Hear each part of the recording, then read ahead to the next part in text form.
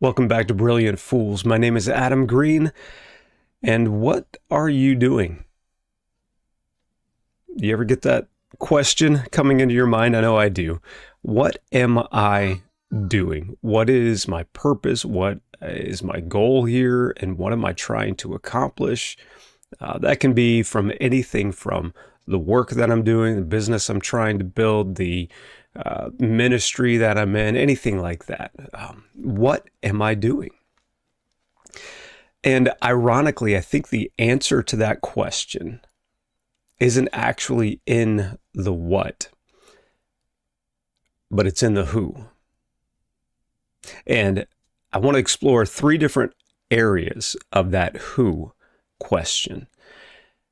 One is, who am I? What is my identity? Now, as believers, we are children of God. Do you believe that? Do you understand that? Do you know what really comes with that? To be children of God, to be joint heirs with Jesus, not because of anything that I've done, not because of anything that you've done, but because of what he has already accomplished.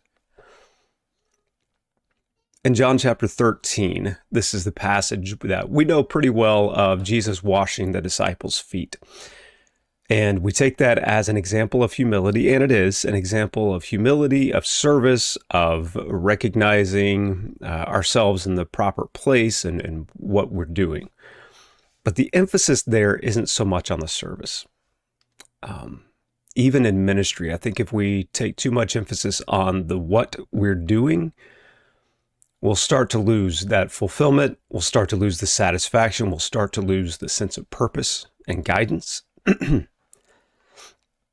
Here's an amazing example that Jesus sets for us here. It's actually found in verse 3 of John chapter 13.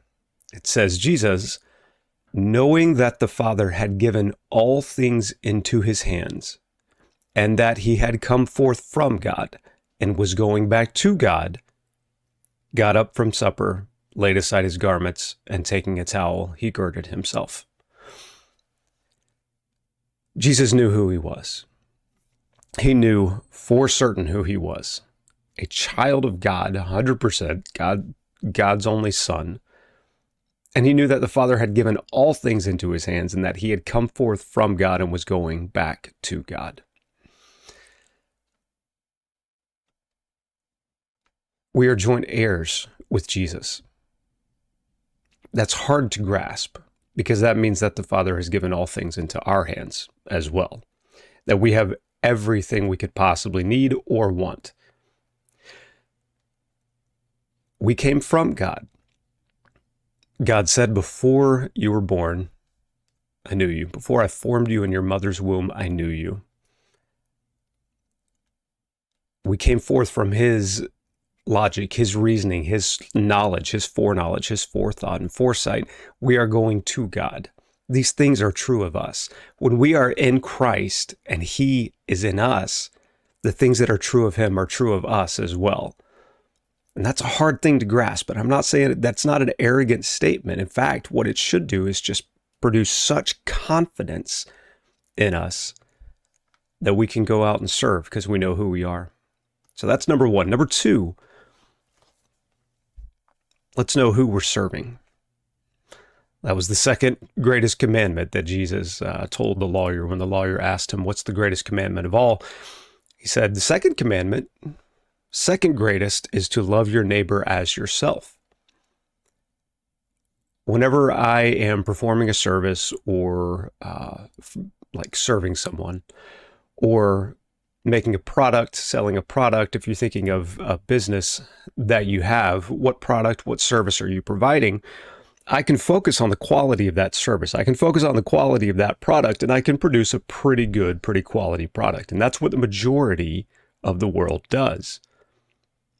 But if I focus on those who I am actually serving, if I focus on truly loving them, the quality comes as a fruit. It's a byproduct of loving those people, of focusing on the who instead of the what. If I focus on the who, the what tends to take care of itself because I want to do a good job for the person that I'm doing it for.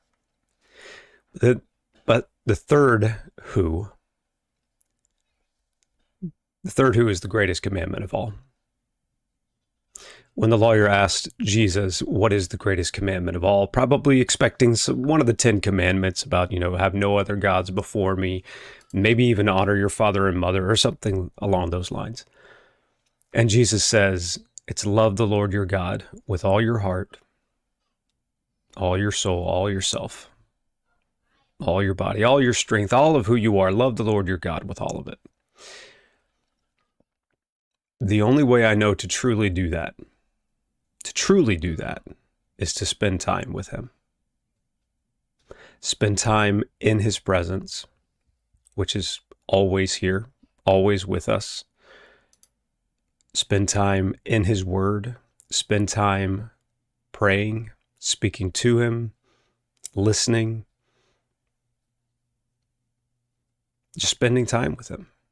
And the more I spend time with him, the more I realize that this is true. He is truly here. He is truly with me. He truly wants to have a deeper, more vibrant relationship, fellowship, friendship with me. The more that love is reciprocated, and the more everything else comes from that. That is true fulfillment. That is true purpose. That is true sense of what to do. Now, I'm not saying don't pursue the things that you are passionate about, that God has given you skills for, that God has given you a calling for. Absolutely pursue that. But if I pursue that in the absence of the who questions, I won't find fulfillment. Knowing who God is and who he wants me to be, knowing the relationship that he wants for me to have, that's true joy. That's true fulfillment.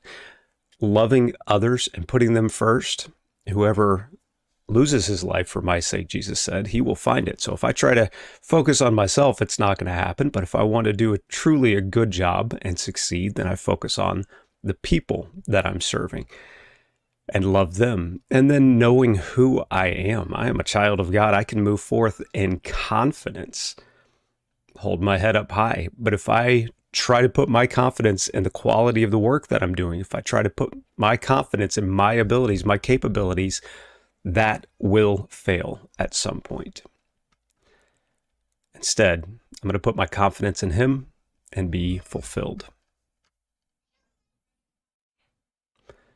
I hope this is helpful. Let me know what you think. And until next time, thanks.